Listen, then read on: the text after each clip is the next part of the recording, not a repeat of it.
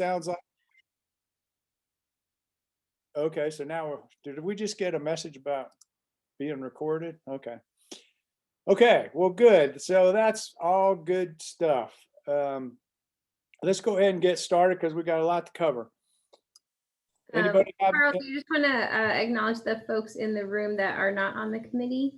And I can do that if you want me to. Yeah, go right ahead, Dahlia. I see Jim Greer and Ken McCall and Mike Toady and Shristi Kamal. So we've got 4 members of the public. I'll have to say, with that stellar group of individuals, man, what they did in the legislature was unbelievable. The work they did, the reaching out they did, that's why we are where we are today. All of those folks were key. Shristi particularly just went to the mat on everything and was always there and always willing to do what we needed. And so we really, really appreciate it. All of the work that you guys did. So thank you. Okay, so can we move on to the minutes? Any discussion regarding the minutes? And if not, can we get a motion? I move to approve. Can you go ahead and read it? I move to approve the June 4th, 2021 minute meetings with the continued authority to correct spelling, grammar, and punctuation. Thank you. I will second that. And we have a second from Jane. Was that Jane, I think? Okay, all in favor, thumbs up. Okay, well, that's an important thing to get done. Moving on. Davia is going to give us an update on, again, what was, I think, as a successful legislative session that we could have ever expected. So Davia, you want to kind of fill us in? Yep, just trying to get to the next slide. Okay, there we are. So as multiple people have mentioned, everything came down to the wire with the legislative session. Most of the action was the last week of session. And so I'll just run through the OCRF pieces and maybe mention a few other things. But as related to the Conservation Recreation Fund, the overall story is that the legislature appropriated about $2.5 million for the Oregon Conservation and Recreation Fund in the 2021-2023 biennium. And so breaking down that $2.5 million, it's $1 million from the general fund to be matched with private donations in 2021 and 2020 through in this biennium. And that is from House Bill 2171 that we've been hearing about all along. And so we do have a match requirement there, but it's slightly different from the origins of the OCRF in that we can request those funds as the match becomes available. So if the committee has raised $250,000, we can go to the emergency board of the legislature and request $250,000 from that general fund. So there's no longer that hard threshold. And another piece that's slightly changed is that we can use federal funds and other non-state monies as that match, whereas the first time around it was a little bit more exclusive to private funds. The next piece is $545,000 of general fund to match funds raised in the 2019-2021 biennium. And so that's in House Bill 5006, which they tend to call the Christmas tree bill or the end of session budget bill. So that's included there, thanks to the great work of all of you to encourage the legislature to keep the program going with House Bill 2171 and restore the promised match from the previous biennium. So this number of 545,000, as Carl mentioned, included Jane's contribution to get us to there. So that's really exciting that we do have those funds available. And then the last piece is $1 million from the American Rescue Plan Act, which is the federal COVID relief bill for what's described as Oregon outdoor recreation stimulus. That's also in that end of session bill with all of that other spending that Kaylin kind of alluded to from the legislature. And I really want to point out that this is Representative Helm directing this funding from his district. Every member had the opportunity to identify priorities for their district, and his was or included the Conservation Recreation Fund. That's a great outcome for us, and I have other ways of helping us look at what this money means that we can talk about going forward. The other legislative pieces of information is that House Bill 2171 removed the sunset from this program, and as was alluded to before, codified the Office of Outdoor Recreation's role on the advisory committee. And just a note on what that really means. House Bill 2829 that created the Conservation and Recreation Fund said that the number of members and the geographic representation of those members would be determined by the commission. And the commission took action. And at that time in late 2019, we thought it would be really important to have Caitlin's position included on this advisory committee. So we put that in rules that he is on this committee. And so we're just kind of working backward to codify that. So that's really exciting. That's what the picture looked like for OCRF in the legislative success. One other thing I'll mention, in addition to what Kaylin mentioned about the provisions of House Bill 2171 that codify the advisory committee there, Kaylin, you can absolutely talk more about those if you want. There's also Senate Bill 289, which is outdoor bias crimes, which is really great, taking steps to remove outdoor access, something like a hunting or fishing license, the opportunity to buy those kind of things for people who are convicted of bias crimes in Oregon's outdoor environments. And so that's a nice piece of legislation there. So I'll turn it over to you all for questions and comments. I see Mark has his hand up. I have a couple of things to add to that. One, I reached out to Representative Helm. I want everyone to recognize that all the legislators had the ability to spend a significant amount of money in their districts, and Representative Helm chose to direct $1 million to us.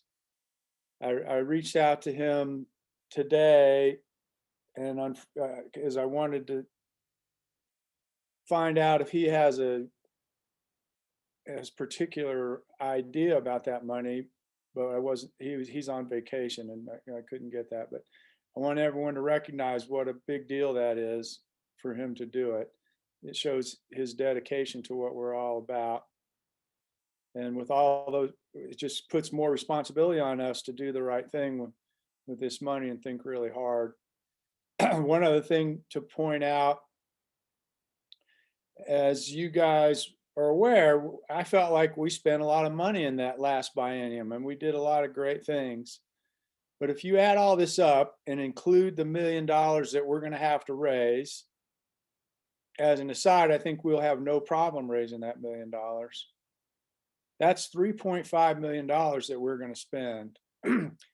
And that is 7 times what we spent in this last biennium. That puts it in perspective. We're going to have the opportunity to put 7 times the money we put on the ground in all that time that we worked so hard in this previous biennium. So this is really big stuff. And there's some other opportunities out there. We're going to try to leverage different things, but I just want everyone to recognize what a big deal all this is. So Kaylin, could you maybe clarify a little bit to us exactly what some of that legislation meant to you and particularly a relationship with the OCRF? Just say very briefly that as Davia described it, essentially the role already existed as an ex officio member in rule, and now it exists in law, same as Commissioner Labhart said. I completely agree. It doesn't actually do much otherwise. I'll leave it there, and I see both Marks have either questions or comments, and then if the committee would like, I'm happy to talk about some of the other elements that the governor's Omnibus Outdoor Recreation Bill 2171 had in it that relate much more to the Office of Outdoor Recreation and recreation priorities that the governor's task force on the outdoors put forward. But if we don't have time for it, I can also just send along a summary sheet. Caitlin, forgive me for not knowing the answer to this, but at one point your position was at risk, and what has this done for that? This bill that we're talking about didn't do anything for that specifically, but the funding for the Office of Outdoor Recreation during the last year, so July 2020 to the end of June 2021, was being shared between ODFW, the Department of Forestry, the Marine Board, and Department of State Lands, sort of a shared cost model, in part because of the severe hit to revenue that closing state parks and then closing down video lottery sort of had on the parks budget. We had 47 full-time staff laid off. We didn't hire a couple hundred seasonal staff last year, and those other agencies stepped up in the interim to support the office during that period. Going forward, the office is still just part of the base budget of the department, and did receive some project funding in that end of session bill that actually relates to some other priorities. So long story short, the office is whole and sound and has some new legislative direction, essentially. And kudos and appreciation to those other agencies for sort of caulking in the gaps during the challenges the last year. So thanks for asking, Carl. Okay, that's great news. Mark Labhart, you have a question? Well, just a couple comments, kind of some of the backstory. First of all, I want to elaborate on your comment about Ken Helm. So if you think about what he did, each legislator was given $2 million to spend in their district. And so I'm sure he had a laundry list of things that people wanted that $2 million to be spent on.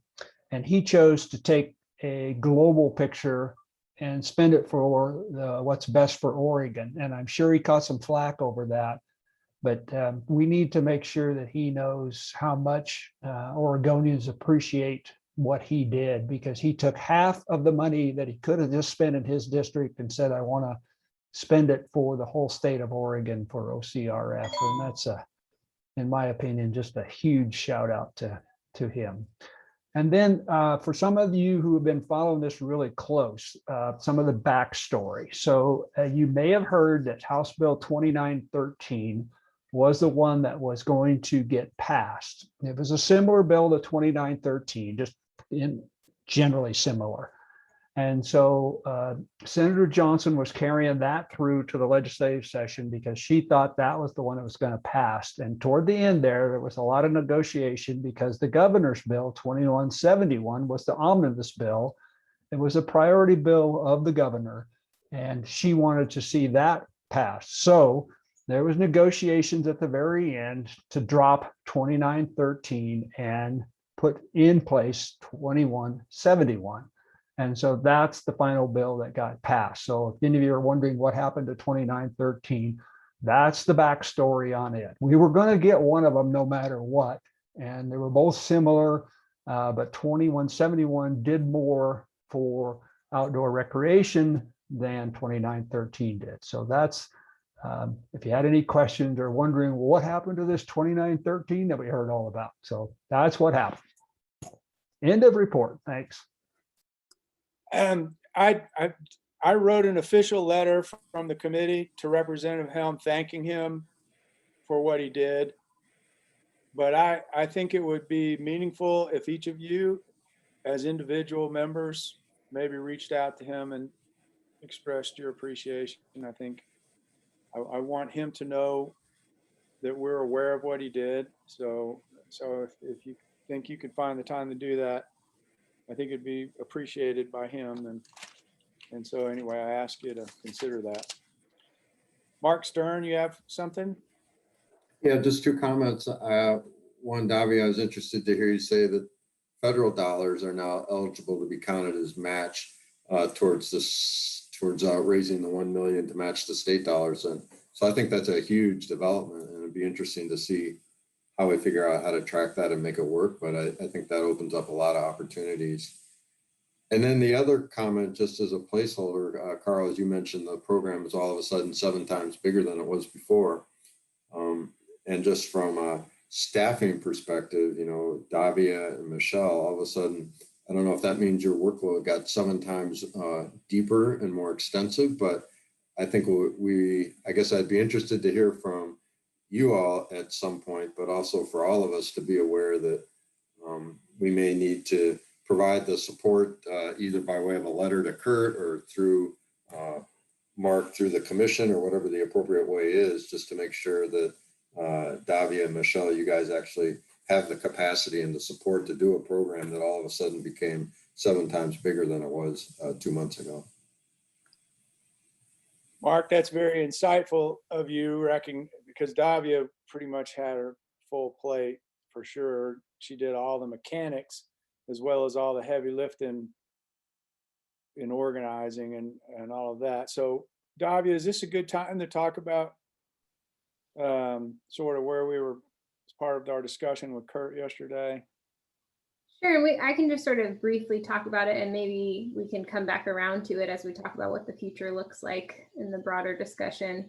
But thank you for bringing that up, Mark. Yes, you know, the program in the 2019-2021 biennium started out with $0 to do the work. So we have been, you know, kind of running it for free, and with some portion to the foundation for the work they've been doing with the fundraising website. But yes, Mark, by making this 7 times bigger, we are kind of reaching the same level as our ODF&W Access and Habitat program and Restoration Enhancement program. Those both have 1.5 full-time people working on them exclusively. And Michelle and I have a lot of other jobs. And so the department's talking about that, thinking about that. There could be some ask at some point for some financial support for adding a body to help us with that, at least on the administrative side of running all of the grants and that piece of it. But sort of a early phases now of talking about that, and we'll certainly be talking about it again in the future. And all of that being said, what I just realized I didn't say when I was talking about legislative success is that the governor has not signed any of these bills. So we are somewhat speculative in talking about them as success, but we do expect, considering one of them was her bill, that she will sign them. There was just so many bills that passed that last week of session. She has not signed House Bill 2171 or 5006. She also has not signed ODF&W's budget bill, and so we're on a continuing resolution. But if she doesn't sign her priority bill, something's wrong. Right. So I don't expect a problem, but I should put it on the record that we are expecting that this will be the situation, but it's not official yet. So Mark Labhart, it's important with your position on the commission and to carry that message that we need that administrative support. And I think Davia, we desperately need Davia involved with us, but she doesn't need to be doing a lot of the mechanics that she had to do. So it's really important that we free her up. And so, you know, please carry that to the commission as you're trying to work that out. And that brings up something else. This might be a good time to mention. Davia and I met with Kurt Melcher yesterday. We had a couple of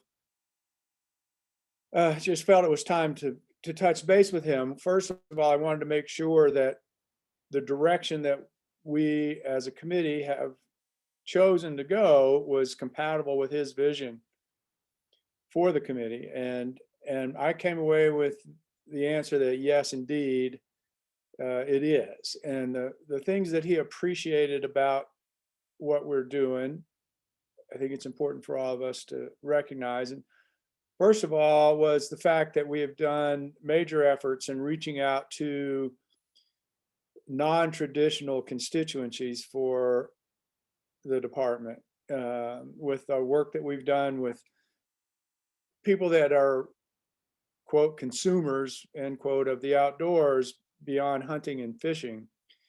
It was really important to him. And that we want to continue in that vein, including our outdoor equity efforts.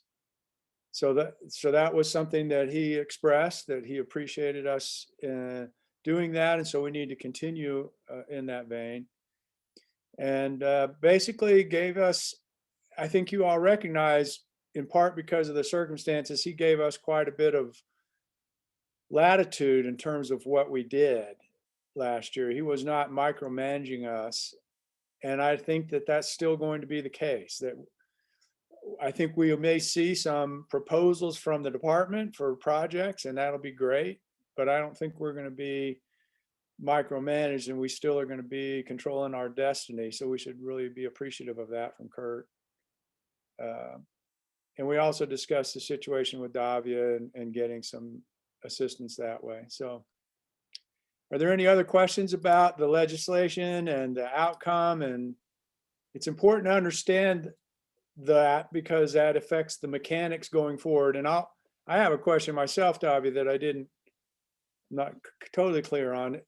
For instance, if we say have another funding round, and can we access, say, that 545,000 like right away? Like, or is that like in the bank for us to spend? And also Representative Helms' money, is that like there? We don't have to wait, and we can be raising contributions to match that other million, and then at some point start accessing that money? Correct. Great. And I think I have another slide when we start talking about our current fundraising that I can put more detail on that. And I think one other piece I can put out there to wrap up the legislative piece of this is, usually at the end of session, we're kind of going through this right now at ODF&W, we go through all the bills that passed and think about what rulemaking needs to happen to implement those things. And it's generally pretty straightforward here. Like you said, Carl, those funds are appropriated. That's that. But there's two pieces of House Bill 2171 that we're considering rulemaking on. One is formalizing our partnership with Kalen. We're just going to change the language in the rule to be exactly the same as the one that's in statute now. That's not a big deal. The other piece is the sunset's been removed, and we don't have any term limits or any indication in the current rules about how long you guys are beholden to us once the governor appoints you, because it was initially just the first biennium.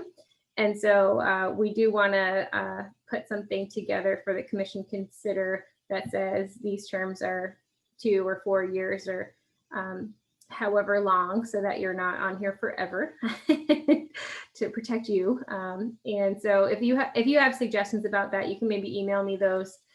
We don't have anything pre-formed, but I have a legal intern right now who's looking at other advisory committees and what that looks like. Since there's no sunset date, we think that's an important thing to add. So if there's other things that you think would be important to consider there now that we are going to exist for the long term, let me know. And Keelan has something. Davia, I see us in many ways similar to OWEB, and you might have the intern take a look at how they do things. And so this will all be managed through the rulemaking process rather than any kind of, okay, great, good. It'll go to the commission. So we'll provide you with more information when we have it. Well, with that, why don't we then move on to the next. Kaylin had a word, Carl, I think. Oh, he was okay. trying to. Who's that?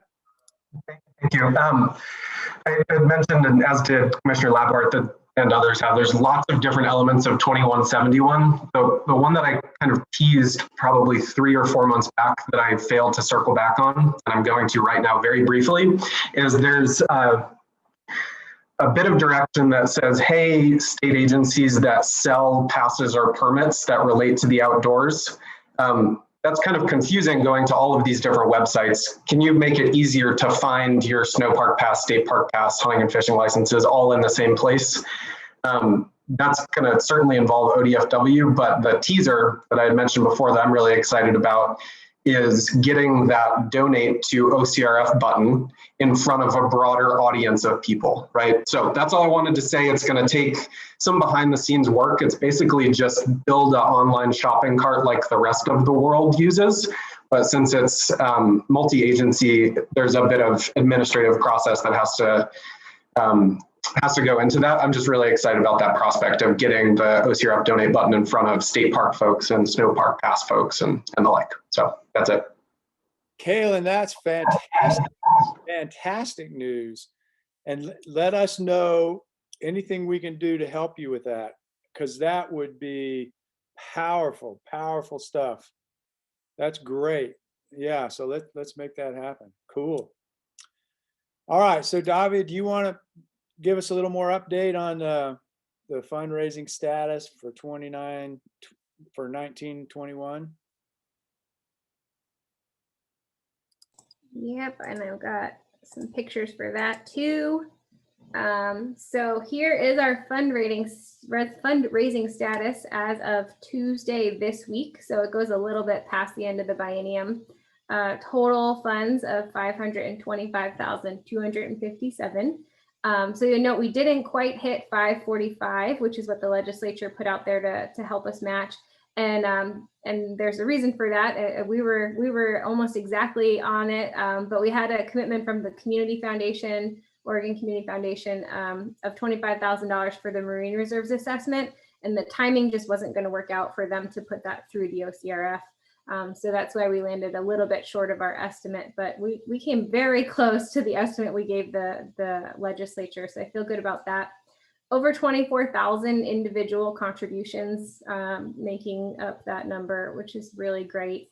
I'm really proud of that figure. So that's where we landed for the end of the biennium, and we'll start thinking about what's coming in for this biennium. Mark?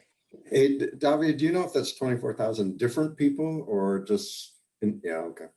I have not done that analysis. It's possible 22,000 of them are Carl. I know that Carl gives every time he buys anything from ODF&W. So that's why I say it's individual contributions, because I haven't done the work to look through that and collapse down individuals that have given more than once. And so I know there's repeats in there. Yeah, I was just thinking over time, it'd be interesting to see how many new people we recruit into it. Mm-hmm. Yeah, and that'll just take a lot more data management than we have capacity for right now. And one of the things that we will do as soon as the governor signs the bill is send out a letter from Carl that he's written to every donor to thank them and let them know our current status and remind them that they can donate again at any time. So that's on the once she signs it list. We'll do a lot more publicity about where we're at. I guess one other note here, just so you know, the House Bill 5006 language that appropriated the $545,000 was very clear that if we don't reach that amount, we'll be able to access it in this current biennium. And so essentially our fundraising challenge for the current biennium is $1,020,000 to get us to this amount, if that makes sense. So Davia, if I could just ask a question here.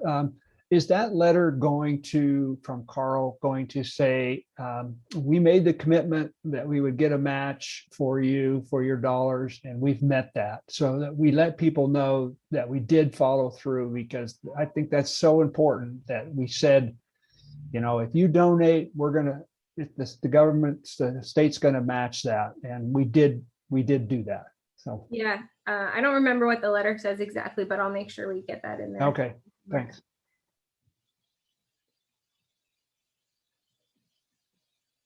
Okay. So there's so many different ways to break down the numbers, and I hope this way makes sense to you all. And if you have other questions, I can do it another way. But looking at all of the projects that we have obligated funding for, and we'll get to that in our next agenda item, but we will have and do have enough money to cover all of the contingent projects that were approved in January. Much of that is due to Jane, and we are actually amusingly $1,000 short of our private funds to cover all of those projects. So we'll use $1,000 of the general fund match to cover all of those projects.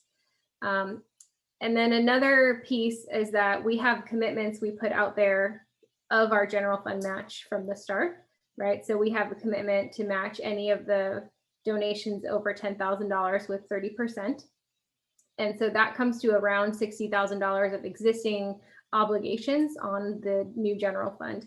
And so there's 461,000 or so dollars that are unobligated of that general fund money that's available right now. That's the match. And so that's an amount that's ready to go. Then there's the $1 million of ARPA funds, which Carl mentioned, and those are also ready to go. And then looking at that 1,020,000 that I mentioned, sort of our general fund that's available if we can match it, 937,800 of that is uncommitted. And I'm counting the Forest Park for All project as part of that. And if you remember, the commission approved that project for $300,000, which would be 30% the responsibility of the general fund and 70% the responsibility of donors coming in specifically for that project. And so assuming we hit that fundraising goal for Forest Park for All, this is the unobligated amount that we would have available, and we're working towards matching that. And so I hope that makes sense to all of you. It's not particularly relevant for this moment, other than it's a different way to look at that $2.5 million that we have available. Any comments on what Davia just presented, or questions? Davia, I'm curious, maybe this is just wishful thinking. Are the ARPA funds specifically not allowed as a match because federal funds are now available? Is that a question that we've asked? I don't think that that's the position that we're going to be in, right, with a really strong fundraising record, but it feels like a question worth asking to me. Yeah.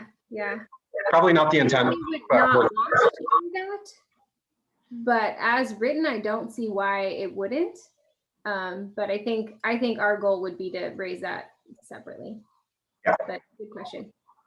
I was thinking more in terms of if it's matched, then that general fund would be available. It would be matched now, and we could still do the fundraising. So.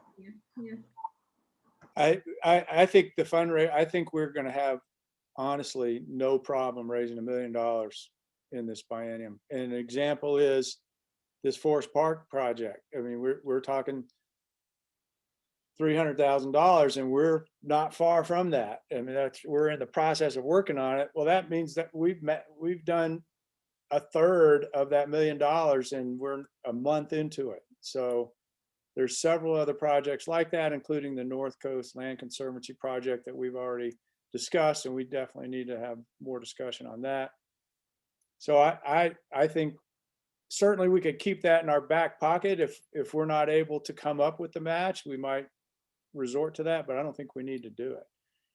I do want to point out that we went out on a limb. We were very creative, again, because of the circumstances. We were more or less allowed to do that. We came up with that whole concept of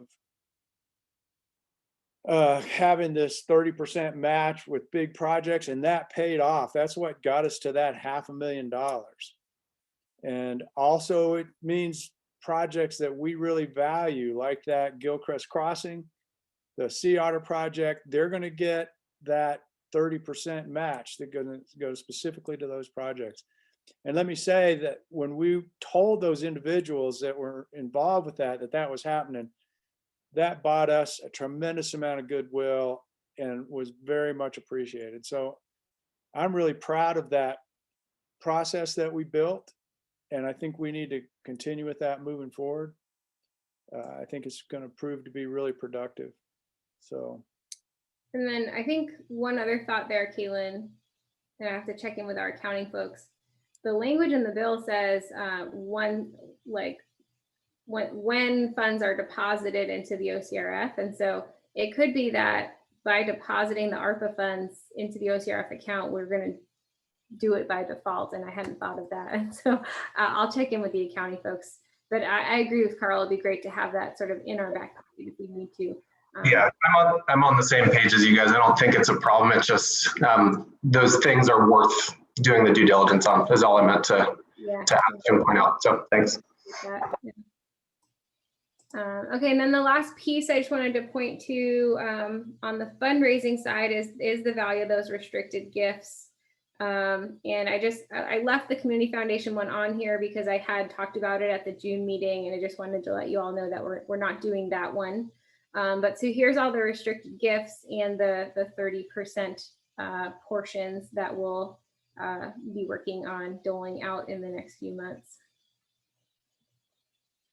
And I think that was all I had on the fundraising piece. And then the next agenda item, if there's nothing else on fundraising, is to look at what we spent the money on. And I'll preface that by saying, I hope this is the information we need to start talking about where we go next. But any other comments on the fundraising? I just want to say that slide you put up there briefly, just really, that's a powerful slide. It showed what we were able to do. I hope everyone is gratified by that. It's really cool. It's great.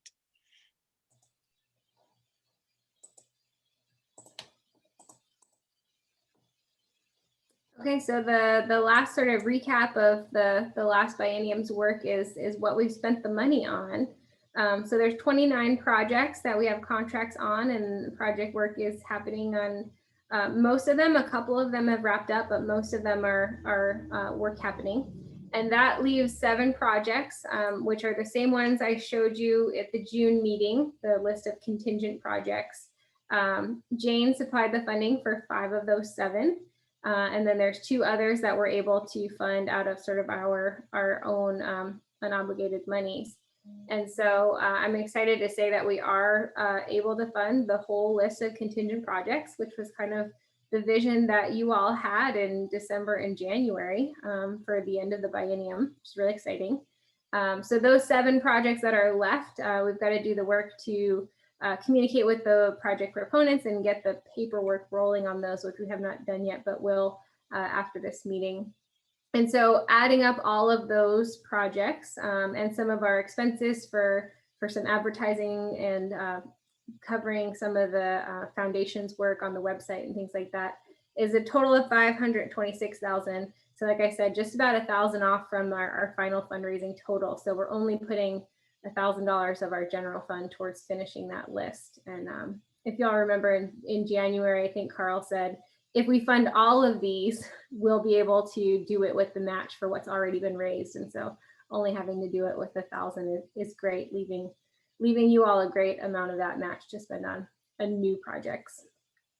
So I went through at our last meeting the list of all of the projects, and it's a little unwieldy because there's 36 of them. And so I was trying to think about ways to helpfully look at what was funded in the past biennium to help think about what the committee wants to do going forward.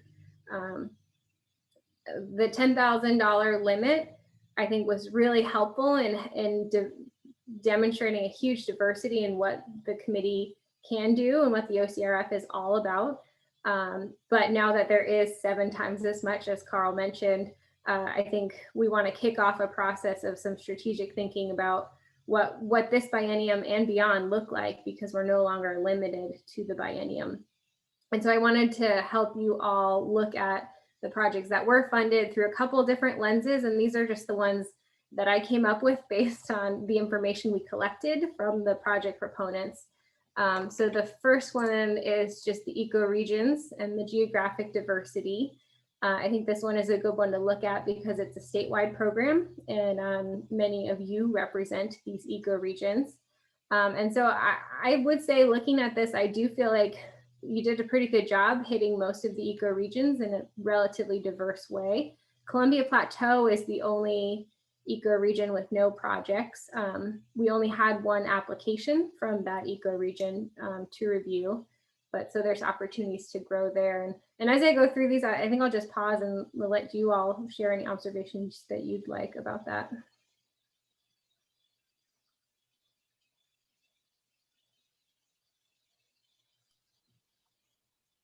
I'm embarrassed to ask, who's our representative from the Columbia Plateau?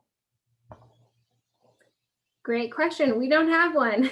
So the open seat that Suzanne Foudy vacated is Columbia Plateau and Blue Mountains. Okay, so that's both of those. I knew it was Blue Mountains. So that seat, it represents those two ecoregions, is that correct? That's correct. And so having someone not in that seat has not hurt us in the Blue Mountains. And so I wouldn't necessarily say that's the reason.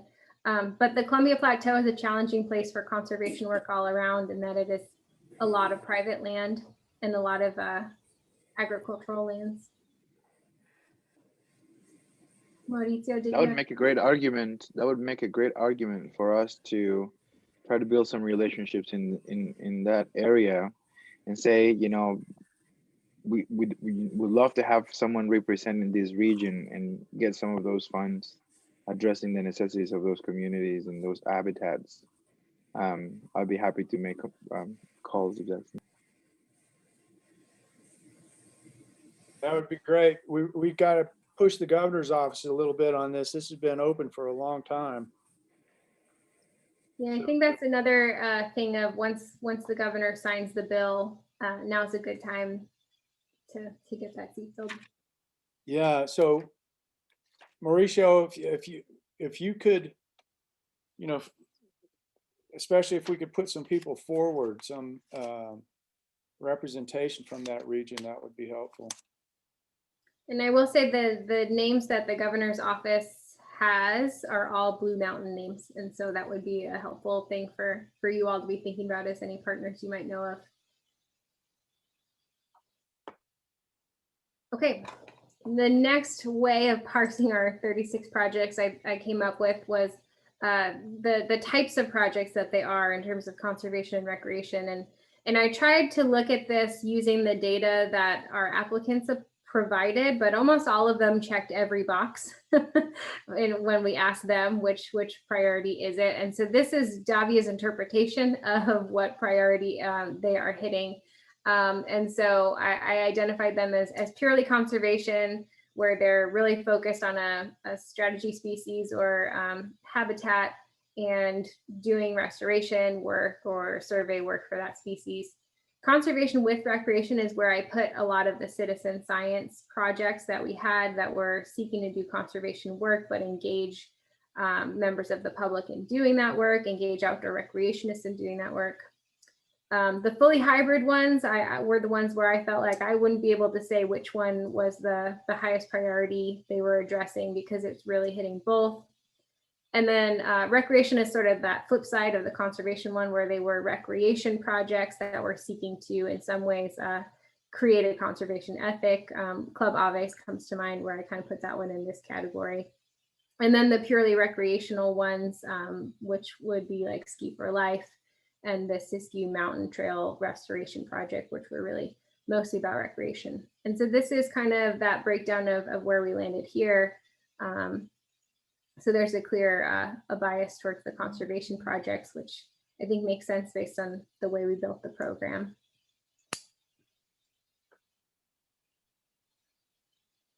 Any comments on that? I'd like to hear from Jane particularly.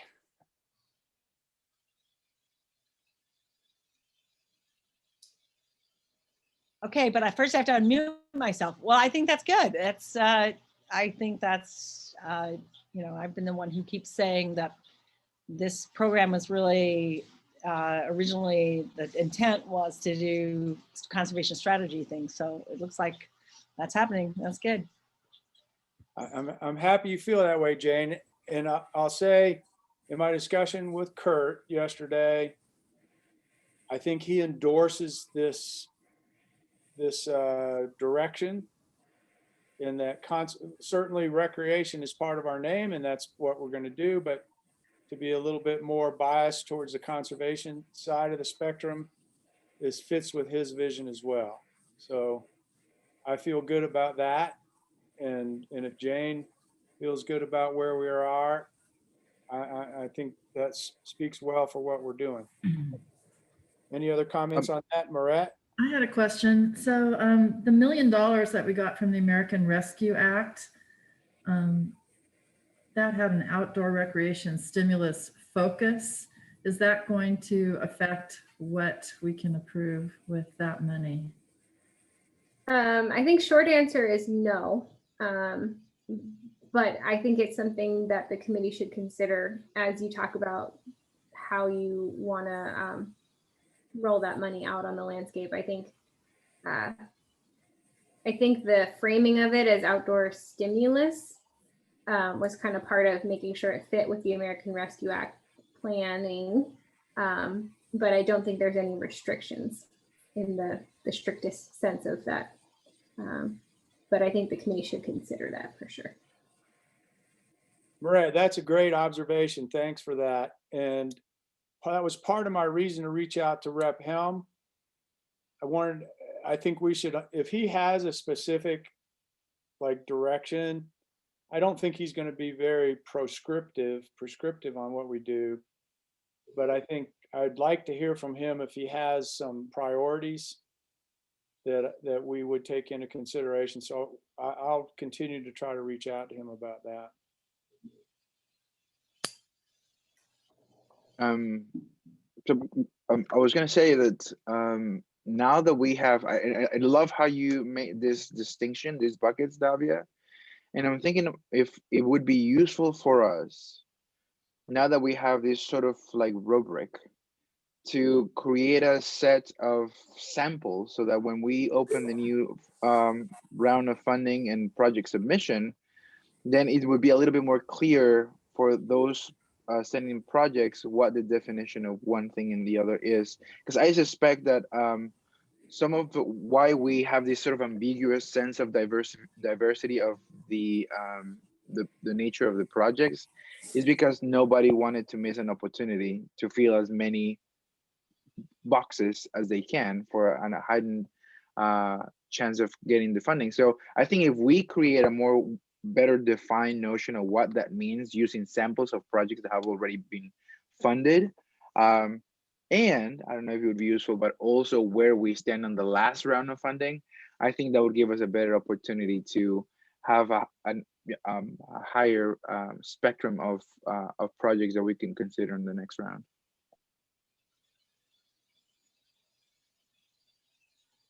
Any comments on that?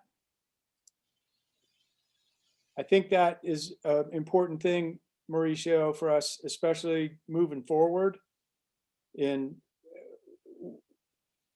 as we are going to try once again to strategically consider our priorities. And that's one of the ways we can articulate that. And so it's definitely important for us to have that in front of us. And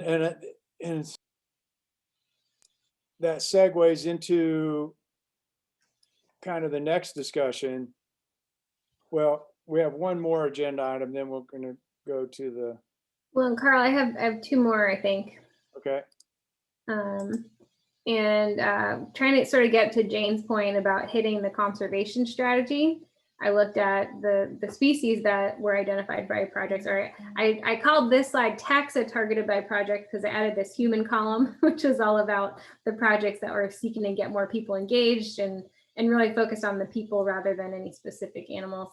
And I wanted to highlight here that we didn't have any amphibian projects. And so that could be an area to try to grow emphasis. And all three reptile projects were Western pond turtle projects. So just something to note for that one. And then the last thing I just wanted to call your attention to, and this is kind of trying to help frame where we go, is that the Oregon Conservation Strategy has these 7 key conservation issues identified, and we really didn't ask project proponents about these. And so when trying to put together this information for you all about what diversity we hit and didn't hit, I didn't have a good answer for these conservation issues, and so I wanted to raise that for you all as something to think about going forward. And I guess looking at them, it's hard for me to call to mind any of the 36 projects other than the Gilchrist crossing that specifically respond to one of these. And I think that's all I had on the current projects. All right, any other discussion or comments about what Davia presented here? Again, I think it just worked out well. We kind of ended up in a place I think fit our priorities, and we may want to revisit those priorities and see if we're going to continue in the same vein or if we're going to have a different focus. And that's part of the upcoming discussion.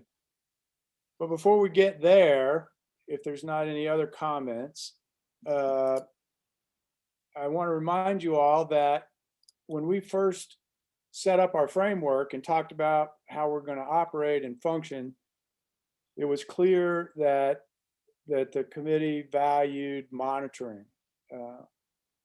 My experience on the OWEB board would really support that, and that monitoring is really valuable. And we, as you recall, allocated 5% of the funding to monitoring. And that is to go back and find out what worked, what didn't work, why didn't it work.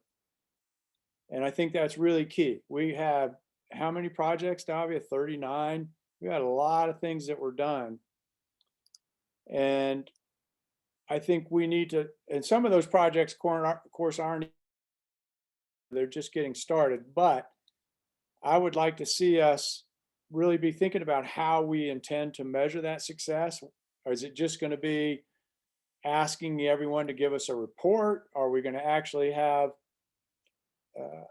assuming that we use that 5% just for the last biennium, that's $25,000 that we, in some ways, are, we have made ourselves responsible for allocating that. And I know that there are entities that actually do that for a living, where they will go and carry out an evaluation of the projects and what was done. And I don't think we need to make that decision this meeting, but I want us to really be thinking hard about putting something like that in motion, so that maybe by this January, when by then a lot of these projects will have been completed, we can institute a really robust monitoring program to report back to us, so we can say, well, that was great doing that, but this one didn't work. You don't want to do that kind of project. Or I think that's going to be really valuable going forward, and we want that information sooner than later. So I just wanted to put that as an agenda item for us all to be thinking about and how we would go about it. Again, I don't think we need to make any decisions now, but are there any comments about that very important piece of what we do?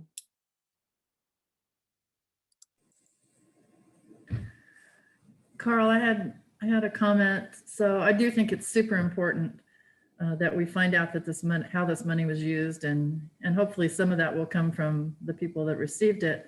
I'm also wondering if the 5% funding for monitoring could be used to augment the salary of somebody that would help Davia. I hate to, make one person responsible for monitoring, but at least organizing some of it. If there were field visits or something, could that be used to help an ODF&W employee? That was sort of the point of this whole thing, was that ODF&W would get a little bit more funding, and we're creating more work with no funding. So just, Wow, Murat, that's a great idea. Davia, we should include that in our thinking and our discussions with Kurt. I like that. I like that a lot.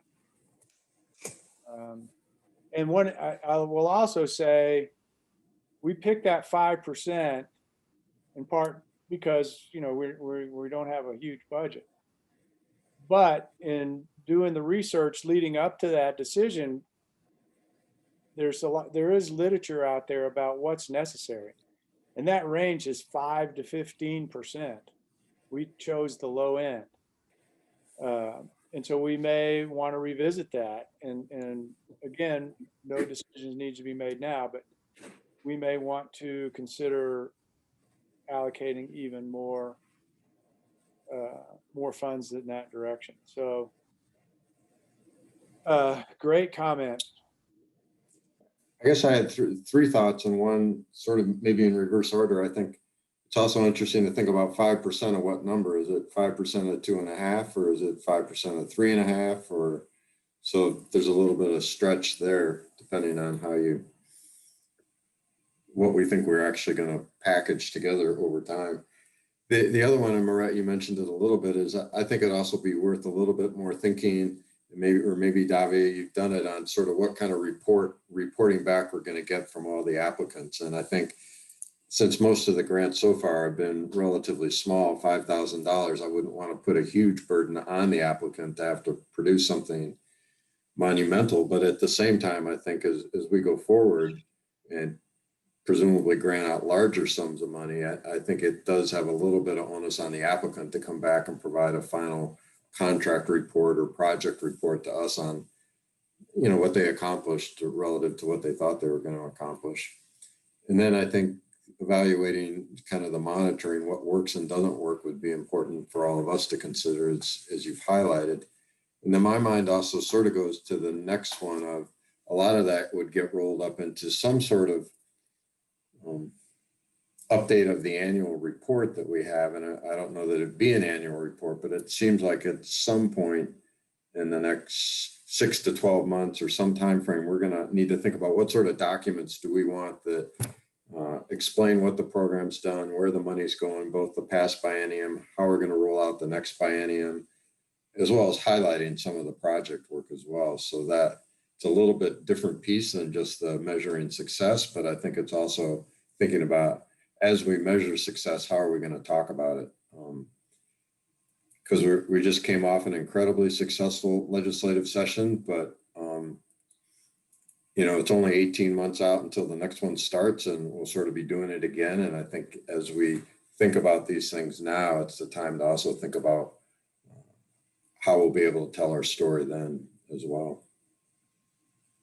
I agree with Mark, and I mean, maybe Davia, you already have this, but it seems important to have a format with which people can report back to us at a certain time, so they kind of know what the expectations are, and some kind of format to make sure they sort of hit all the bases in telling us how they spent the money and how effective it was.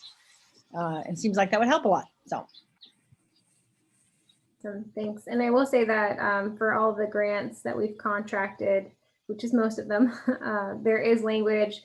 It's very simple that requests a no more than 2-page report on the status of the deliverables that are identified in the agreement. And so we only have that so far from the Applegate Northwestern Pond Turtle project, which you heard about at the last meeting from Susan Applegate. The end date on most of our agreements is January 2nd, 2022, which was the end of our authority to run those grants. And so we'll have a lot more of those soon. But I do appreciate Jane's comment, and Mark, you too, about the storytelling. And I like the idea of doing that more consistently, because that will help us tell the story easier in the future if everything we have from the applicants is more consistent. Those are great comments. Thank you, Mark and Jane and Marette. I think, again, that 5%, if we're going to incorporate some storytelling, we may have to consider bumping that up. And I think those, again, between now and January, when these reports are all in, we can have more discussion about exactly how we want to proceed. So it's really good to tee that up at this point. So I'm glad we brought it up.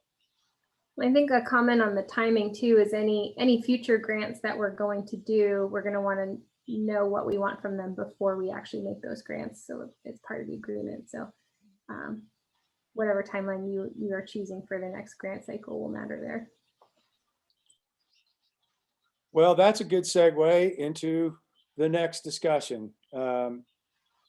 This planning for the future of the OCRF on our agenda is really important. And again, we're not going to come up with conclusions on this one, but we have to start. Well, we might come up with some conclusions, but we just need to start that discussion. This is really key stuff, because again, we are dealing with a lot bigger number.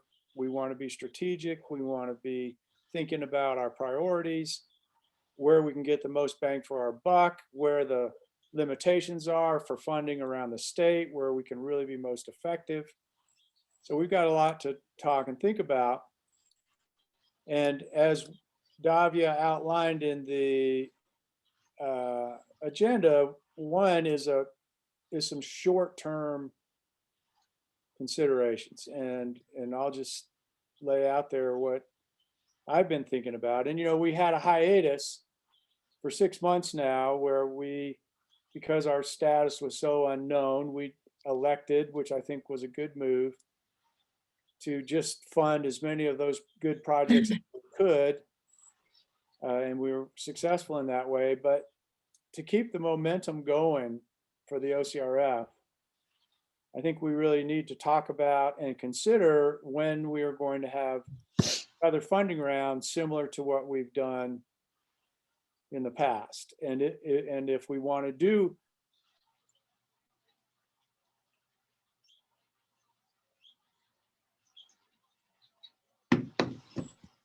Uh-oh, Carl appears to have frozen on my end. Mine as well.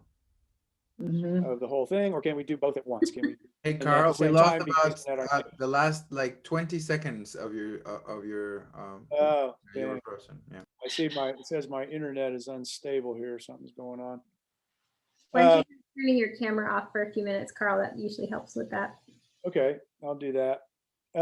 So what I'm not sure what you heard, but I think we need to talk about whether we're going to have another funding round in the very near term, again, to keep momentum going, because it's been 6 months since we did that. And it's also a way to get funding on the ground. And then we also have to have a strategic discussion about where we're going to go in the next couple of years. And can we do both at once? Do we need to wait on the funding round and have this strategic discussion? And that's what I want to open up to you all to talk about. So, Davia, is there anything you? I think I just add on the sort of timing of things. The next agenda item is talking about an in-person meeting, but I've been thinking that an in-person meeting gives us more time, a day or more, and we'll talk about that later together. And we can talk to OWEB and talk to the Wildlife Foundation and talk to some of our partners, hear from Parks about the recreation priorities. And so I think there'll be a lot more time to sort of ponder that longer term story at that in-person meeting. It'll be easier to do and more comfortable. And we're thinking that'll be in mid to late September. And so just to think about that in terms of, what do you guys want to do between now and September, when we can really kick off that longer term planning.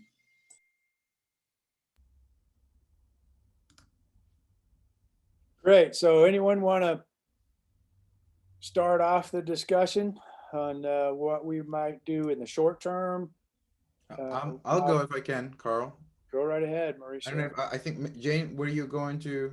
I thought you can go ahead, Jane, and I'll go after you. Well, it doesn't matter. I feel pretty strongly that by the end of this meeting, we should have some kind of plan in place for the next round of proposals, even if that's not going to be spending all the money we have to spend.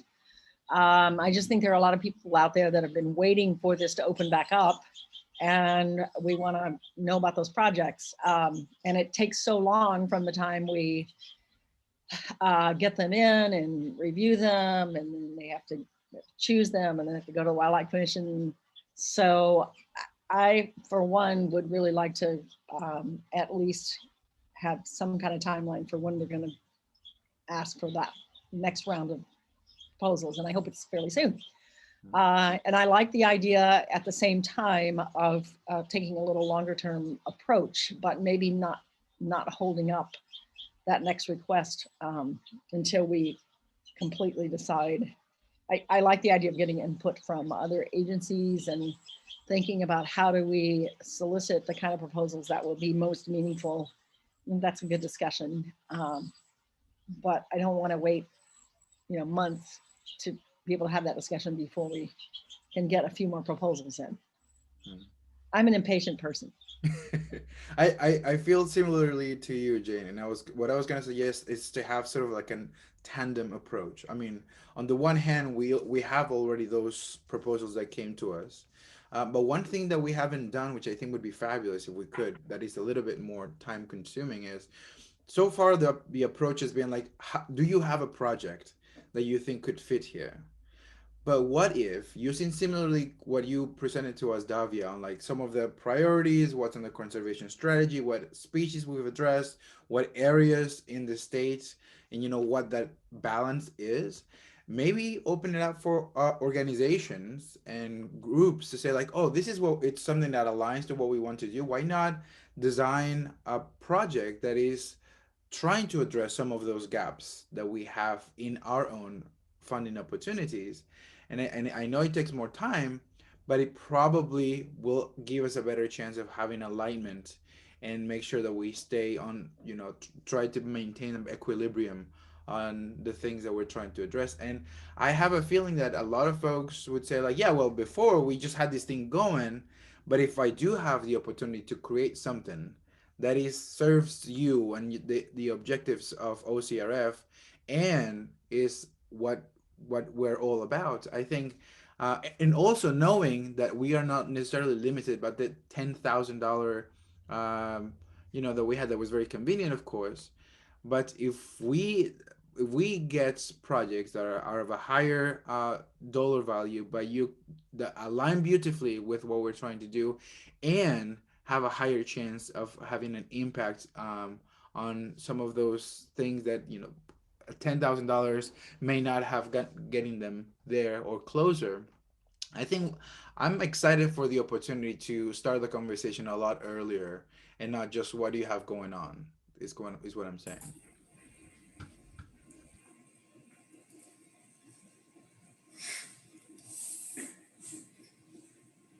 All right, thank you. I guess I'm just thinking out loud about it, and I guess I wonder if there's an opportunity to move sooner on a first round of funding proposals and say, I'm picking a number out of the hat a little bit, but we go out with a RFP with $1 million to grant out, pretty much aligned off of what we put out there last time, but potentially letting the maximum grant amount be $50,000 or some other number bigger than 10, and really kind of launch the project again, encouraging more of the same, but giving people the opportunity to ask for a bigger budget amount and see what we get. And that might be a way to launch a first set of projects in that trajectory while we take some time to think about, come January, how would we launch sort of a second, maybe more refined effort or fundraising opportunity.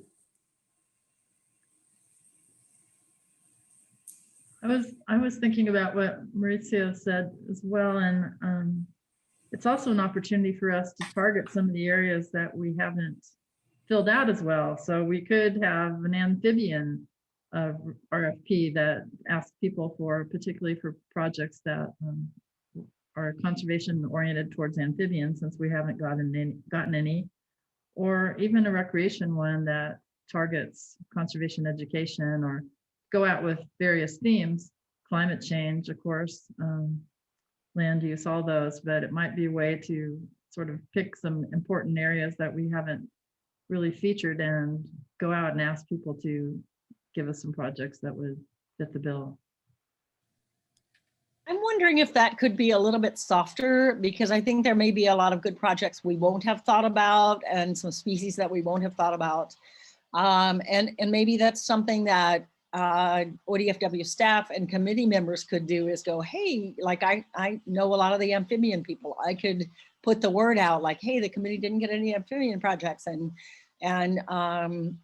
they would be looked favorably upon, without saying, okay, we've got this amount of money for amphibian projects, or we're especially going to prioritize those, or because it may be like, Wolverines wasn't on our list, and yet a Wolverine project came along and we all thought it was great. So I guess I would caution too much against pigeonholing money and saying that it has to go, or it's, we're going to prioritize certain things. I think that can be just a little bit softer approach. And I think we can say, like, to the Columbia Plateau people, hey, we didn't get any proposals from you. So be looking around for good proposals. And, we realize that's a gap without like earmarking money that we're going to try to spend on that. Yeah. I agree strongly with that. It could be a conversation starter, certainly not just pointing to those organizations that may be working in those fields that we feel are not being addressed equally in what we've sent so far, and just say, like, this could be something that you might want to look into. You amphibian folks, those from the Columbia Plateau. Yeah, I agree. This also will be an opportunity for us, and those are in our extended network, to, if this is something that we're comfortable sharing, not as necessarily like, here's there any assurance, but something that you might want to look into. Yeah, absolutely. I think that's a really good role for us as committee members. Is we all have lots of connections, and we all have our regions. So to get the word out to people in our circle, and maybe ask around more and think around more in our particular regions to see how we can help stimulate some proposals. I like that idea. From what I'm hearing, I think we can address Marette's ideas and concerns in a couple of ways. One is that list that Davia generated of the Oregon Conservation Strategy priorities would help focus that a bit more in our RFP to say these are important to us. And secondly, as was stated, we can make decisions when we do the analysis and assessment of all of the applications. If there's some really good amphibian projects, we can focus on those and without specifically stating a number amount that we're going to spend. And that would be dictated on the quality of the application. So I think we can address those concerns that Marette expressed in that way. So it sounds like that, and I would agree with this, that there is a feeling that moving forward with a funding round sooner than later is appropriate. Is that pretty accurate? Does everyone kind of go with that idea? Yeah, I think that's how about Mark Labhart and Kaylin? Sounds good. Okay. I think Tim has signed out, but I had some specific questions for him as he was a participant in our process. Hopefully he'll sign back in, because I'd like to ask him about his experience. Tim sent me a note that he had to jump off for another appointment. Okay. I don't think we'll expect him back. Okay, because he could answer a couple of things. Mark Stern brought up a couple of issues. Is, we had a $10,000 limit.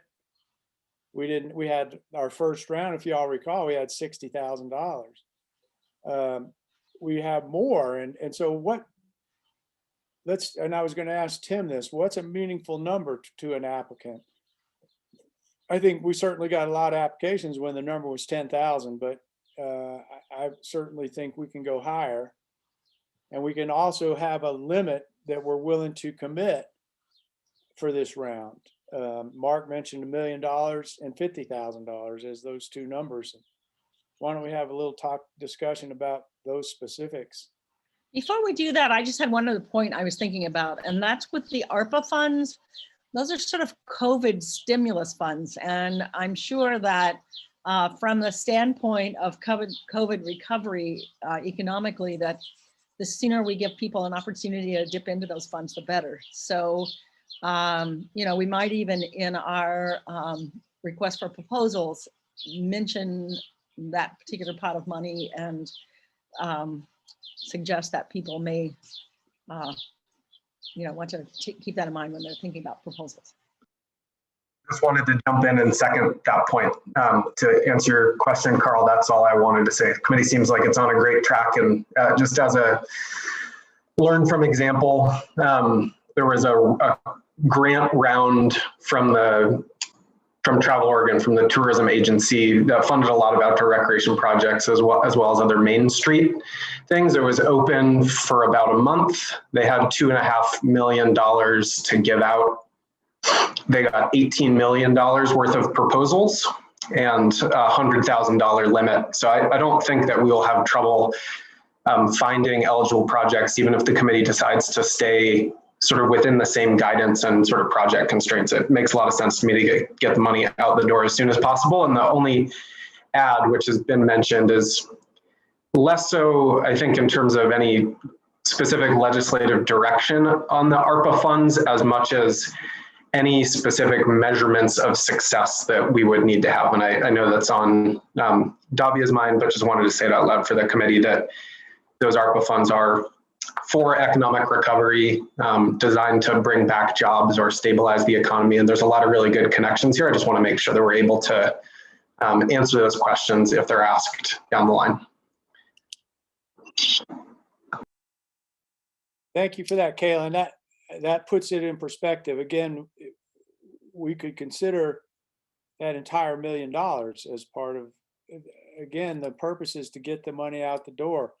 Like we tried to do with the $500,000, we wanted to get that out to support our partners, and that's kind of where we're at today. So we haven't emerged from the pandemic just yet. So any other thoughts on that? Anyone with some hard number suggestions? We have $1,050,000. How does that sound to people?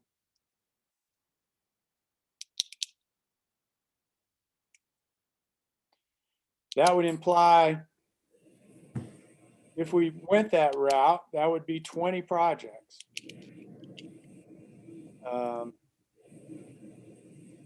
That's a whole nother level of spending. And as far as workload goes, it's probably not a whole lot different than if it was a $10,000 limit and we were spending 200,000.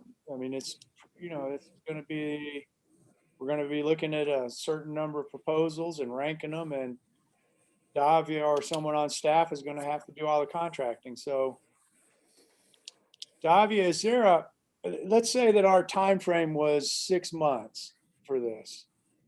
Well, that's another question. What should our time frame be? Should it be 3 months, 4 months, 5 months, 6 months?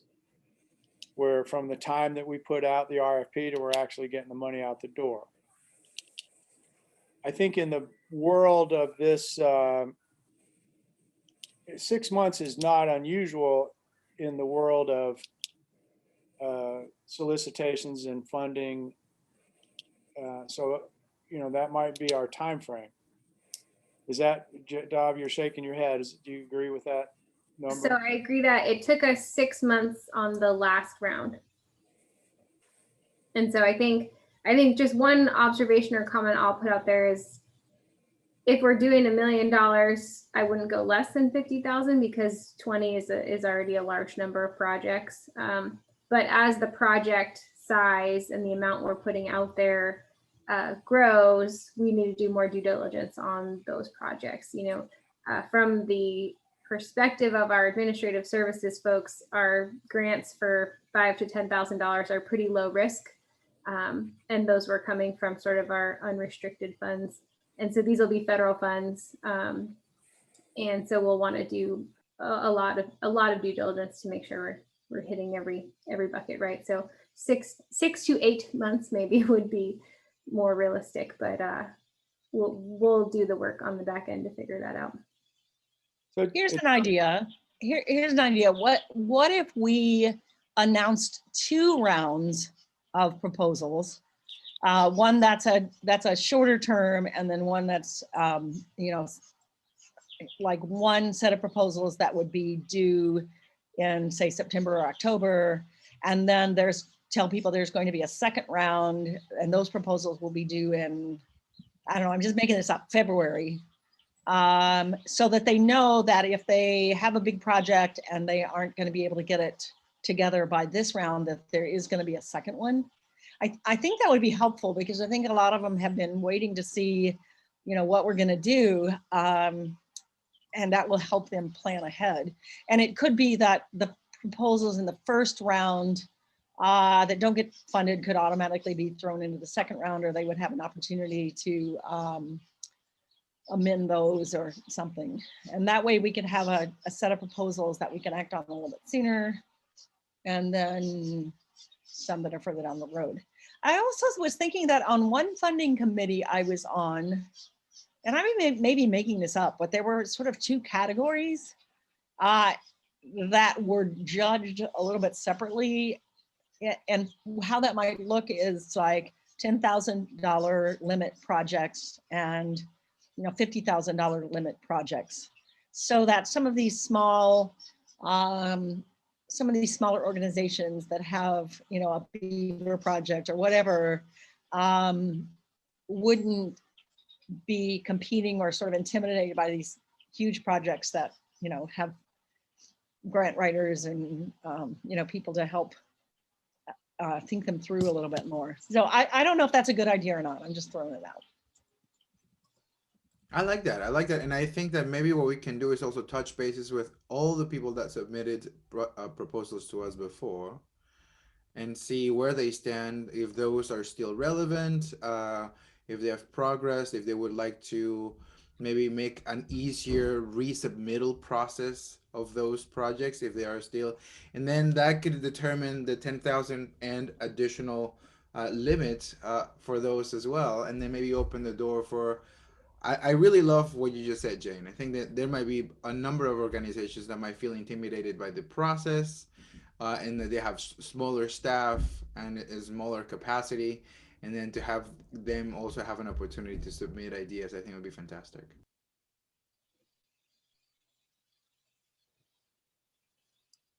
Good conversation. Any other thoughts or comments on what Jane had to say? I'll just throw out a thought, but you could do 15 projects at 10,000 and 15 projects at 50,000, and that gets you to $1 million. We just doubled Davia and Michelle's workload from 15 to 30, but that'd be one way to sort of separate the buckets a little bit. But some of those, like we had some projects in the last round that were not 10,000, and they were like 5,000 or 6,000, or so. We might have the opportunity to fund a few more, and we could keep that a little bit open, so we don't have to. If we have enough money to fund 15 projects instead of 10, we can do that because they didn't all ask for so much. I think sometimes if we tell them it's 10,000, they round it up. And we don't necessarily, want to reward that. So. The workload part, I think, is something we have to consider. But if we did what I'm hearing is sort of two different funding rounds, the larger number one could be stretched into, 2022, and give us time to. We could do a smaller round, very similar with the criteria that we've used previously, and get people out there, get them excited about it.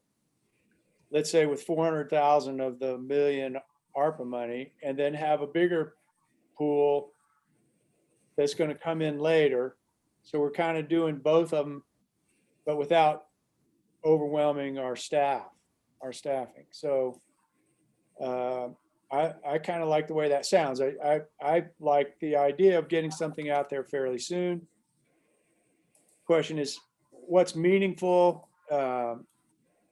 We do have some money. I think Mark had thought 15 at $10,000 is 150,000. I think we might be able to do bigger than that, like maybe 20,000, and that gives people the option to go to 20,000, or we could get the $5,000 applicant as well.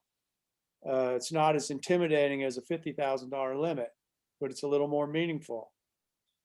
So we could do say we're going to spend $300,000 and we're looking for projects with a limit of $20,000.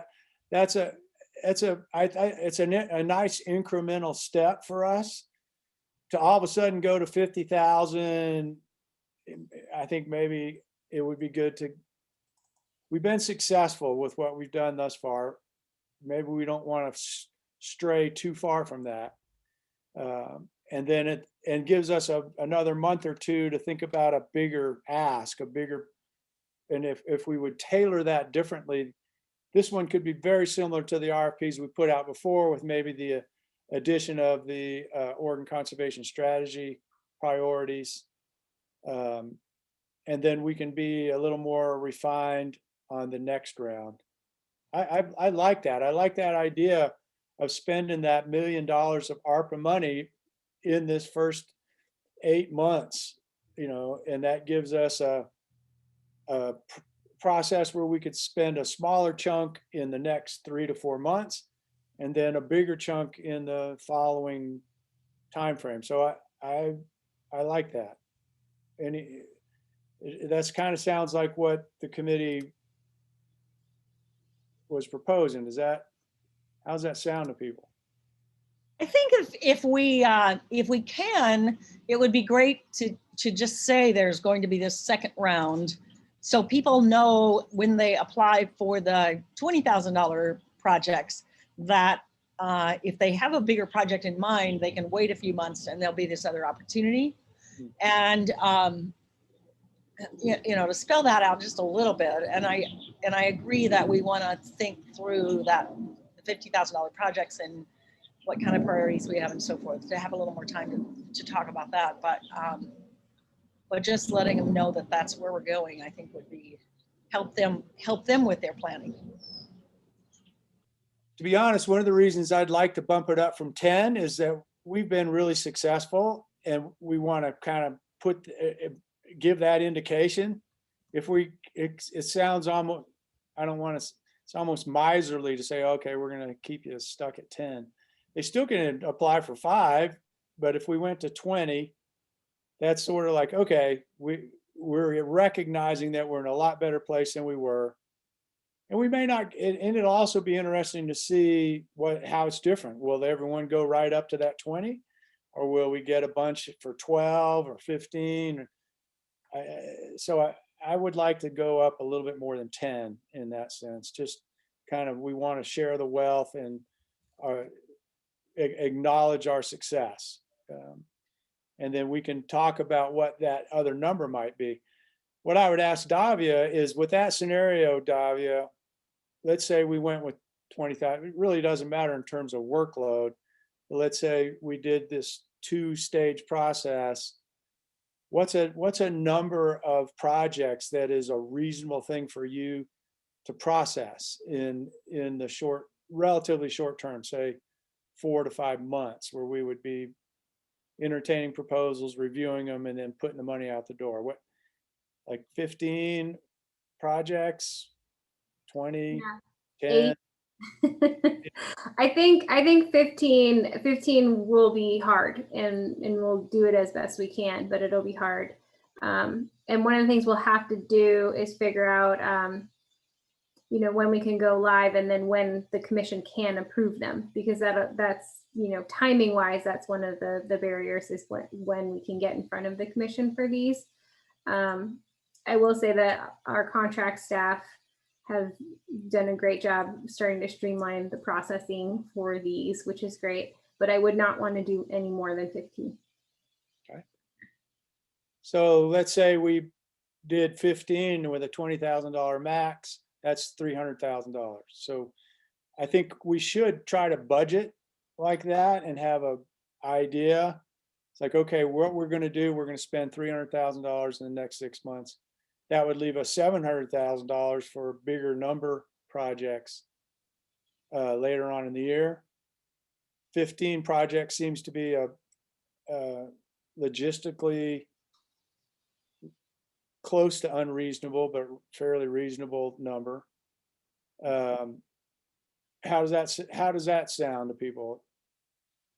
allocate $300,000 and that we will have a minimum of, or maximum of $20,000. Well, Carl, one thought is we still have our giant projects that are raising their own money, right? That kind of fall outside this RFP process. So I think, you know, knowing that we have sort of some things that might not fit in, that gives us one more option. And then the other thing is I really think, I guess I'm a themes person. I like themes. And I think at least having part of the criteria being measures of success on how many jobs would be created, how does it stimulate the economy would be important questions to be able to answer with the ARPA money. I may be mistaken, but I think at one point during the conversation, we thought that may be a possibility to allocate funds to create support capacity for Davia and Michelle, correct? So what if there was a position that were created specifically for the purpose of helping with this RFP and the selection of the, you know, all the things? I think that's what the conversation was about. And if that is the case, then I'm wondering if that's a modified capacity could also determine, because as of right now, it feels like $20,000 or $10,000 is somewhat of an arbitrary number just for the sake of ease of the mechanism in which we selected. But if that additional help was there, maybe that will help us reframe what that number may be or how we even separate categories. Because whether it's 10,000 or 20,000, we're still basically telling people work within these walls and not necessarily what would do the most good based on your expertise and what you're capable of doing. And here's an additional criteria, which is some of the things that we've done so far. We would love to have more amphibians. We would love to have more on the Columbia Plateau. We would love to have more of this. Having some malleability there, I think, would be to our benefit. So maybe that would be the next one of the next steps. If that is a possibility to get that help to you, it might not feel as overwhelming, and they might open up additional opportunities for us. I think to kind of build on that, Mauricio, I think from staff perspective here, what we could do in terms of opening an RFP before our September meeting is something almost exactly the same as what we've done in the past, because we have all of those materials ready to go. And so I think that's the motivation to stay close to that $10,000 limit, because as staff, it would be way easier for us if we just did one project for $1 million and used up all of our ARPA monies, right? Because that would be the smaller workload. But I think if we're going to do $1 million project, you're going to want to ask a lot more questions than we ask on our current application. And it's going to take us time to develop such an application for bigger projects. And I do even think that between 10 and 50, we're going to want to ask a lot more questions than we have on our current application. And so it's going to take the committee more time to get that together. And so I like the idea of, if you feel very adamant that we should go quickly on the ARPA funds, putting out an RFP that says the committee intends to spend our ARPA funds in the first fiscal year of this biennium because they are for stimulus and we want to get it on the ground quickly. We're opening up an opportunity right now for projects up to $20,000 with our intent to spend $300,000, and you don't have to stick directly to that. But like Carl said, having a budget is good, and that we will open up another opportunity at the end of the year for projects on a larger scale. And we don't even have to give it a number right now, but knowing that you all are thinking it's 50,000. And then when we meet in person and have more time, we can kind of go through each of these things step by step. And kind of like Jane said, we'll have tandem things moving, and we'll have more time in September to look at each of those individually and make sure they're in a good package. And so the existing package we have is what we did last summer. And so we can reframe that a little bit if we want to get out there right now, and then put a lot more meat on the bones of the next opportunity when we meet next. I'm not sure I like the idea of this next round just being for the ARPA funds, though, because I think there are a lot of good conservation strategy projects that have been really waiting for us to announce the next round of proposals. And what I think you're saying is this whole next round would be just the ARPA money. And for two reasons. First of all, I'd like to give some opportunities to the people who have conservation projects. And secondly, some of the ARPA projects may be better suited for the larger dollar amount. So I guess I'd like to be a little bit more open and, let the people who want to spend ARPA funds too know that they can either go in this round for the small potatoes, or they can go in the big round for the next round for the larger amount of money. But I don't know. That's just what I think. Jane, I think I'm looking at the ARPA funds just like any other. We're going to get this money out on the ground, and it doesn't limit it to non-conservation projects. It's just that we're using that pot of money to get out quickly. And it's going to be for the same criteria that we've talked about with it's not limited to just stimulus projects. The idea is we're taking that money and getting it on the ground quickly. And not going to be, it's not going to dictate a certain type of project. Is that accurate, Davia, the way you understand the use of that? We've not gotten any direction that we have to spend that money in any particular way. I do think, though, it's useful, as someone mentioned, to have a piece in there like, okay, how is this going to impact as part of our, not a huge part, but a part of our evaluation? How is this going to impact employment? How many jobs is this going to create, et cetera, et cetera? I mean, that we've already asked that question to some degree in the previous solicitation. So I don't think that using the ARPA money is going to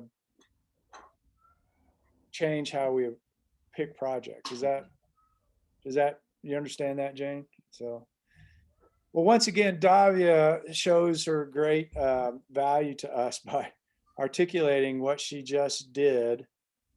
And I think given our time frame, I would propose that we do basically what Davia said. Yep.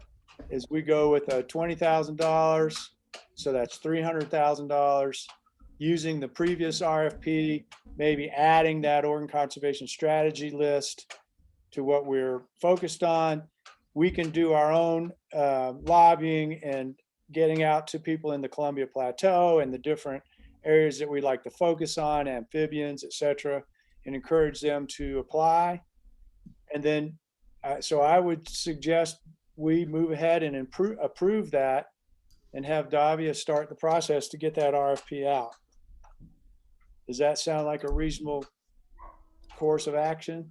That sounds good to me too. And the timeline that you proposed, Davia, makes perfect sense. And I think that is I'm not gonna let perfect be the enemy of good, as they say. So. Well, and I think with that in mind, Mauricio, that's why I like the idea of having this as $300,000. And kind of to Mark's point in the chat, that's 300,000 of the 2.5 million that we know we have for this biennium. And so that at our next meeting in person, we can linger over being really strategic about what we do with the rest. Yep. Yep. And Davia, just for clarification in this first round then, or maybe it's a question for everybody, are we going to allocate 30% to DEI projects, which is what we had talked about in the past, but haven't really revisited if that's a ongoing part of our structure, strategy, and criteria? Mark, I've been thinking about that as well. And one of the things we've done is in our process, our template for assessing these projects, DEI gets a pretty high, it's an important piece. And I think rather than allocating specific funds to it, I think it's worth seeing how that evaluation process, given the high priority we give in that process, how that shakes out. And that could inform us going forward. If we don't get enough, quote, enough, which we consider as a committee to be enough DEI projects, we could have a whole nother round specifically directed towards that. But as it is right now, we have a pretty high, DEI projects get a pretty high point in our decision making. So as I was thinking about it, I was thinking rather than allocating a specific amount of money, we just use our current evaluation and see how that shakes out. I agree with that. I think it's better to just leave things a little more open-ended and see how it goes. And the commitment that's in the expenditure framework says that we are dedicating a significant portion of the available funds to this purpose. And so how we did that in the last round was that we didn't separate them out a priori. We kind of looked at them, and then we ended up pulling them out because we saw that a lot of the outdoor equity projects didn't make it to the top. And so I think we could do that again. Good point, Davia. This could be a organic process in the selection. But I do think we should engage the Outdoor Equity Committee again in soliciting projects, because I think one of the things we found with the subcommittee last time was that we needed to provide some additional support to get those applications in, and kind of gets to the point that was made before about being overwhelmed by the process for newer and younger organizations. I really like what you guys are saying. Hold on, I got a vacuum cleaner going on, and turn the vacuum. I like, it actually makes me feel quite good. I forgot about our subcommittee. I mean, we've got all the pieces to make this stuff work. We really do. And I like doing this in a somewhat graduated way, checking out the waters again now, and it's going to help us get money on the ground and give us some time to think about more strategically how we're going to go. So I personally really like it. I like the $20,000 limit, the $30,000 total, $300,000 total, and to get that process out, kind of using what we've already formed. And do we have a motion along those lines to move this forward?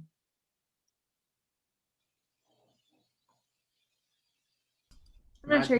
Slide maker, Davia. I'm not sure you need a motion. I think you can take the sense of the committee that that's the direction you'd like to provide to staff. But Michelle's the motion master. She looks like she might want to say something. Yeah, I don't believe that this instance needs a motion, but a straw poll is always good to have on the record. So if you just even a raise of hands or. Okay, well so the suggestion would be that we move ahead with an RFP in a similar vein to what we've done, with a few tweaks, such as including the Oregon Conservation Strategy goals, where we will have a maximum ask of $20,000, and we will budget $300,000 to cover that, and to try to get that out in a reasonable time frame. And as far as the timing of that, I think we can say, okay, well, we would need to come up with a deadline on the short term, and that's something we can do offline. We don't have to make that decision now. Davia and I can work on that. So does everybody, do we have a thumbs up on that process? Mark, there it is. It looks like you're raising a fish though, Carl. Yeah, I know. Okay, well then, Davia, that gives us some things to do. And then I like that. Thank you all very much for a really great discussion. And that brings us to the final topic, and that is in-person meeting. I think I'm excited about that. I think having that sometime in September is a good plan. What are your thoughts on that? So I can start off with where Michelle and I are on it. We tend to have in-person meetings at ODFW on Fridays, and that's the way I was headed. I only heard from Marette and Kelly on your standing conflicts. So I know Marette has a standing conflict with Fridays. but September 24th was the date that Michelle and I had chosen as a date where the room space is here in our Salem headquarters available to us. And we can talk about the logistics of how you all will travel and get reimbursed for it in a few minutes. But I think the other question is, would you like more than a day's long time together? We could do a Thursday afternoon and a Friday morning, or some combination thereof. We definitely would love to get everyone together for an informal, non-committee business dinner, maybe the Thursday before, which might make sense to have some meeting time on Thursday as well. But just throwing that out as the proposal to the committee at this point. And then another thought that goes along with that is, now that we can have in-person meetings, we will talk about this in September, but getting onto a regular schedule, like Jane said, it's really great for our applicants to know a regular schedule. And so we can get to the point where the OCRF is open for applications every year in July, or some other plan that we want to put out. And that can include a plan for in-person meetings. Most of ODF&W's advisory committees have always been fully in person for every meeting, where it's 4 to 6 meetings a year. I think now that we've figured out this technology thing, we could save money by having a mix of in-person and virtual, because the cost of the in-person meeting does come out of our existing budget for the program. I think that is everything I wanted to say. And maybe Michelle, you want to cover the logistics of how we do in person, and then we can talk about when. Before So I have we go to on, refresh my memory. I do want to respect Moret's conflicts, and I think it's really important that we get as many people there as possible. And I'll ask this question, maybe Michelle can answer it. How well do hybrid meetings work, where you have in person, but there's also a Zoom component where? That's going to be a really good question. We haven't done one yet. My first meeting of hybriding is going to be that September commission meeting, the week before the date that we're talking about. So I will be able to tell you how that works then. One of the things that we'll struggle with is it's easy enough to have people in the room and then bring people in in a virtual meeting, but then to be able to make that available for the general public to view. That's one of the logistical things that I still need to work out, and I'm working with some other staff to figure out how we're going to make that work, and I should have that worked out before we decide on a date. Well, I have had the occasion to do hybrid meetings, and it did not work well. Yeah. It's cumbersome. So ideally, if we're going to have an in-person meeting, we should really try to accommodate as many people as possible. Mm-hmm. And so my conflict I can probably get out of. I'll have to get a substitute, but I'm more worried about Mark Labhart and Mark Stern not being able to be there. So maybe we need some options on the date. I'm worried about all of them not being there. If we're going to have an in-person meeting, I think it's imperative that we get as many people together as we can. So Davi, we may want to revisit that if that's an option for you. I mean, logistically, if it isn't, we'll do what we got to do. But maybe we should get out a doodle poll if you can find dates that works for your meeting room and try to maximize the participation. Yep, we can do that. I'm And it sorry. doesn't have to be a Friday. That's just sort of my default mental setting, because the commission meets on Fridays. But we did talk about Thursday as an option at our last meeting. That was good for people. So yeah, we can do a doodle poll and figure that out later. It did work well in the OEB meetings. We would meet a day and a half, and that got to be cumbersome. I think a day should be enough, but it's also really nice to have something set up where people could come in the night before. We have dinner together. That was a really valuable thing to have as part of it. So that would be the format that I would propose. It's just a full day with an effort to try to get people together the evening before. And Mark pointed to Thursday the 16th, which I would have said would be a terrible choice because Michelle has the commission, but it's a good choice for Mark because he'll already be in Salem for the commission. Okay. Well, it sounds like we'll do some homework on a date that will work for people. Great. All right. Well, that's what we have on the agenda. And we went a little bit over, but not too terrible. Carl, I just wanted to turn to Michelle because there's logistics you all will need to learn now. Now you've been ODF&W volunteers for 1.5 years, and there's things you would have learned day one that we need to tell you for an in-person meeting. Okay.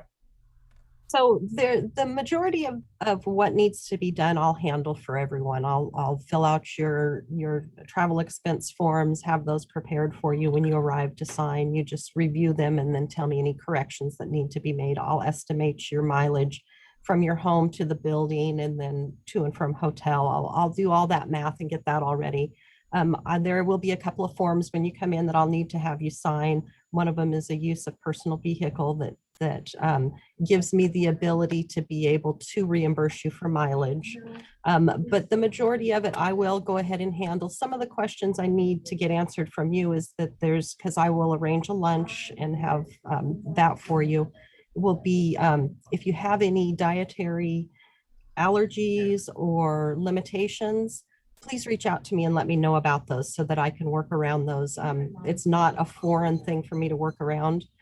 I'm kind of a foodie, so I usually feed you pretty good. You can almost guarantee you're not just going to get a sack lunch. And if you do, it's going to be a really good sandwich in there. So, but I definitely welcome your input. And like I said, if you have any kind of limitations, let me know. When we're meeting here in Salem, the hotel that I put you up in works with us regularly, and I ask that you let me go ahead and make those reservations for you because I can get them at a government rate and in a block, which works as an advantage to the cost. So there's just some of those details that if you're going to be traveling, include me. Let me know what you got going on, and I'll make sure that we get the best deal that we can. Thanks, Michelle. All right. Any questions for Michelle on that? Thanks for handling that for us, Michelle. Okay. Any other comments from the committee before we go to public comments? I don't know if anybody has submitted anything to you, Dahlia. No, but we don't have a ton of members of the public, so you can open the floor if they want to volunteer now.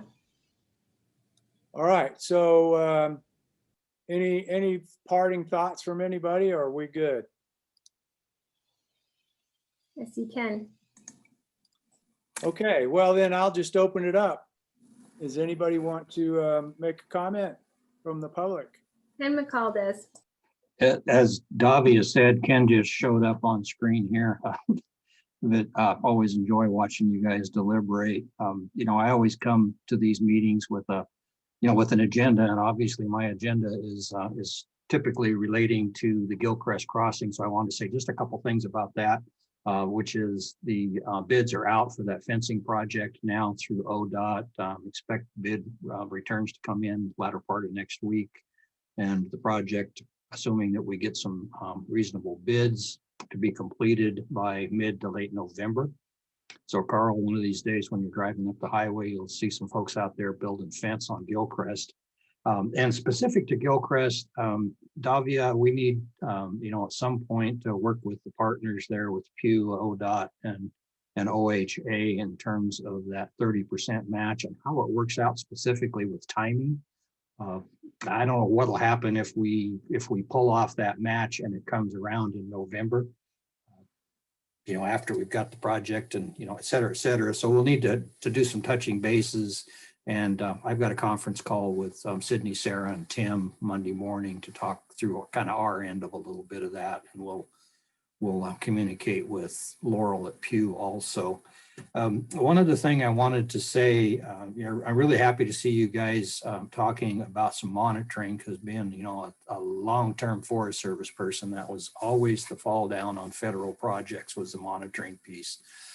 It just drove me crazy to see projects go by and when we talk about monitoring, but it was never funded and really never done very well as a general rule. Through the stewardship process on the SIUS law, at least, we were able to do some pretty good monitoring.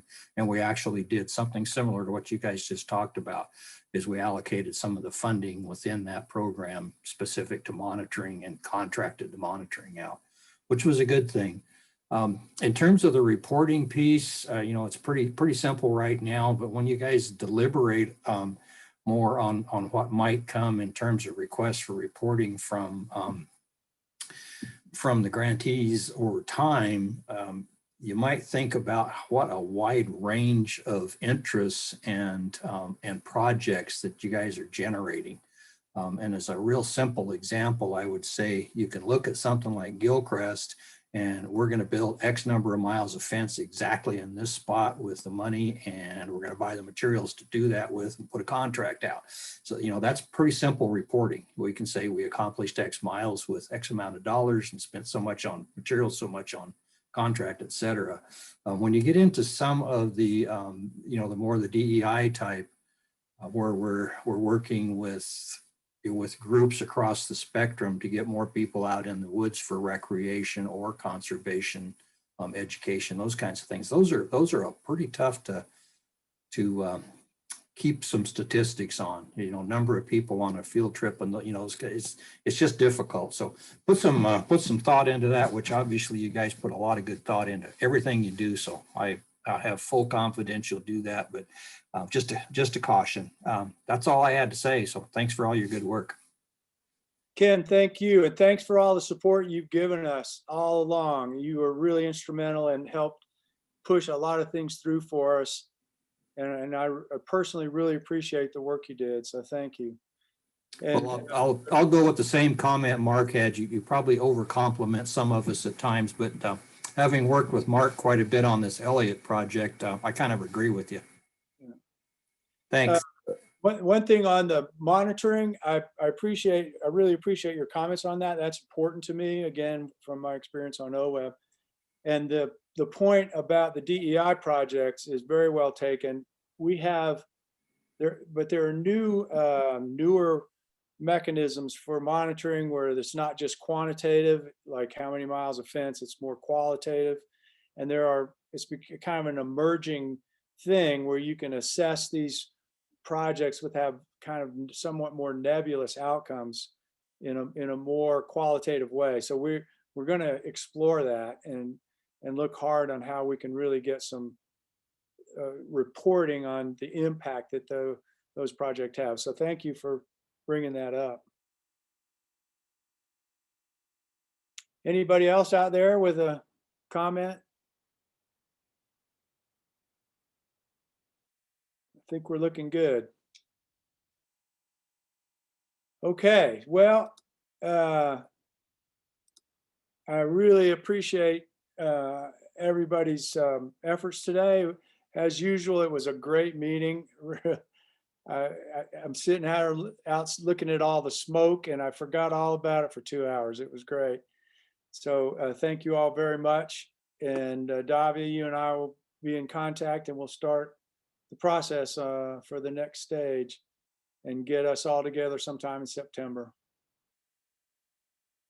Okay, well, thank you all. Bye-bye.